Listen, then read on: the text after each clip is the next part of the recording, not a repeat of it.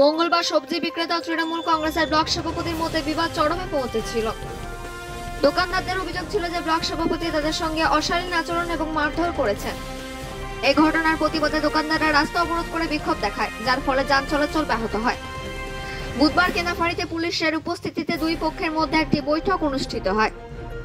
বৈঠকে মঙ্গলবার এই বিবাদের প্রধান বিষয়গুলো নিয়ে আলোচনা করা হয় এবং সমাধানের পথ খোঁজা হয়। বৈঠকে পুলিশ কর্মকর্তা, দোকানদারদের প্রতিনিধি এবং তৃণমূল কংগ্রেসের ব্লক স্তরের নেতারা উপস্থিত ছিলেন। সকলে একত্রিত হয়ে বাজারকে সুষ্ঠুভাবে পরিচালনার জন্য প্রতিশ্রুতিবদ্ধ হন। তৃণমূল নেতারা জানান, সমস্ত বিরোধ এখন পুরোপুরি মিটে গেছে এবং ভবিষ্যতে এমন পরিস্থিতি এড়াতে সম্মিলিত সহযোগিতা প্রয়োজন। দোকানদাররাও তাদের পক্ষ থেকে সহযোগিতার আশ্বাস দিয়েছেন। জামুড়ি থেকে জিৎ মিশ্র রিপোর্ট, নিউজে।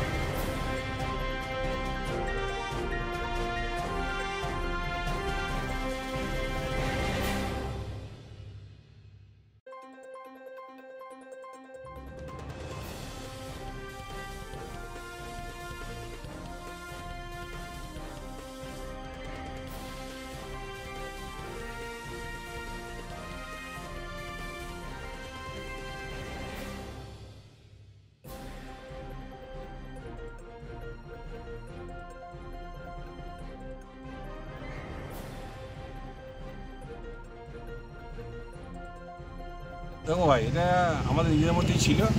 একটা বিরোধীরা এটাকে বেশি উস্কিয়েছিল। আমাদের ভাই ভাইয়ের ব্যাপার, আমরা একটা মিটিংয়ের রাস্তা নিশ্চয় কেউ বসতে যাবে না, পথটাও নিয়ে বসো বললো।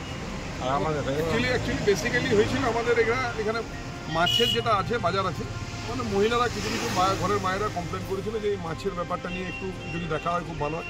সেটা নিয়ে আমাদের ব্লক প্রেসিডেন্ট হয়তো বলতে গিয়েছিলেন সেই ব্যাপারটা নিয়ে, মাছের ব্যাপারটা নিয়ে একটা দুর্ঘটনা জাস্ট হয়েছে। সেটা আমরা বসে আজকে প্রশাসন ছিল, বসে সবার সঙ্গে ব্যবসায়ী সমিতি এসেছিলেন, তাদের সঙ্গে বসে আমরা সদরটাকে একটা আলোচনা হয়ে তারাও মেনে নিয়েছি। আমরাও ভবিষ্যতে যাতে সবাই মিলে একসাথে চলতে পারি সেই চেষ্টা আমরা যেখানে করব। ওখানে তো ট্রাফিক নিয়ে বহু সমস্যা আছে, ওটা বলেছেন প্রশাসন দায়িত্ব নিয়েছে। সকালবেলা প্রশাসন ওখানে থাকবে, অ্যাক্টিভ থাকবে, ওখানে ট্রাফিক ব্যাপারে সব কিছু ব্যাপারে অ্যাক্টিভ থাকবে। ওটা কথাবার্তা ওটা